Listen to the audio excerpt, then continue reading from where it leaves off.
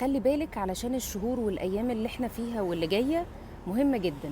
شوفي ربنا سبحانه وتعالى بيقول ايه وأهمية الأيام دي ايه. أهمية الأيام دي ان احنا داخلين على الأشهر الحرم. الأشهر الحرم دي ربنا سبحانه وتعالى اتكلم عنها في القرآن، وناس كتير مش فاهمة خطورتها بترجع لإيه. شوفي معايا، الله سبحانه وتعالى يقول لنا إن عدة الشهور عند الله 12 شهرا في كتاب الله. الشهور اللي ربنا خلقها كام شهر؟ 12 شهر. يوم خلق السماوات والأرض منها 4 حرم. 4 شهور من ال 12 شهر أشهر حرم.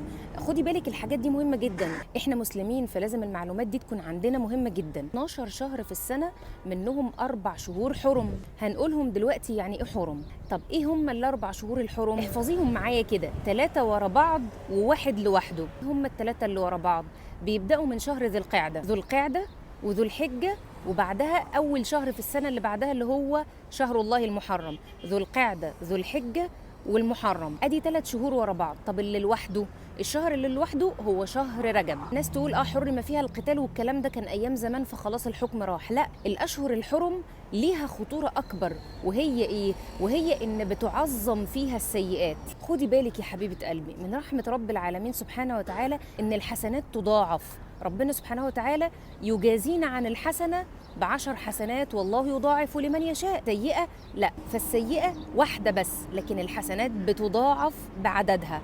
طب السيئات لا، السيئات بقى أو الذنوب تعظم، بدل ما تبقى صغيرة تبقى كبيرة، يعظم قدرها. فعلشان كده هنا خطورة الأشهر الحرم، إن السيئة بتعظم وقدرها بيكبر. ربنا سبحانه وتعالى يدينا 3 شهور ورا بعض، ذو القعدة وذو الحجة وشهر المحرم، 3 شهور ورا بعض، عشان احنا نركز ونربي نفسينا ونبدأ نتعود على إن الذنوب معظمة في الوقت ده، فنبعد عنها. ويبقى بالنسبة لنا تدريب وتأديب وإصلاح للنفس، إن أنا خلاص اتعودت على إني أبعد عن الذنوب لأن قدرها كبير. أعمل إيه في ال3 شهور دول؟ يعني أعمل إيه في الأشهر الحرم كلها؟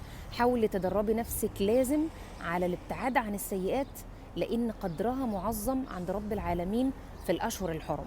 علشان كده ربنا سبحانه وتعالى يقول لنا فلا تظلموا فيهن أنفسكم، لأن الإنسان هو اللي بيظلم نفسه، إنه بيعرض نفسه للذنب، إنه يكون ذنب كبير فياخد عليه جزاء كبير. آية ذلك الدين القيم فلا تظلموا فيهن أنفسكم. قوام الدين قائم على إن يكون في 4 شهور الإنسان بيربي فيهم نفسه وبيعود نفسه على الابتعاد عن كل السيئات. ذلك الدين القيم فلا تظلموا فيهن أنفسكم. قوام الدين ده بتربيتي أنا لنفسي إني أبعد عن السيئات في الأشهر الحرم وأدرب نفسي عليها. فركزي حبيبة قلبي، الأشهر اللي احنا فيها أشهر معظمة وقدر السيئة فيها كبير. حاولي تستثمريها وتكون بالنسبة لك فعلا صلاح لحالك وصلاح لقلبك وتربية لنفسك على ترك الذنوب.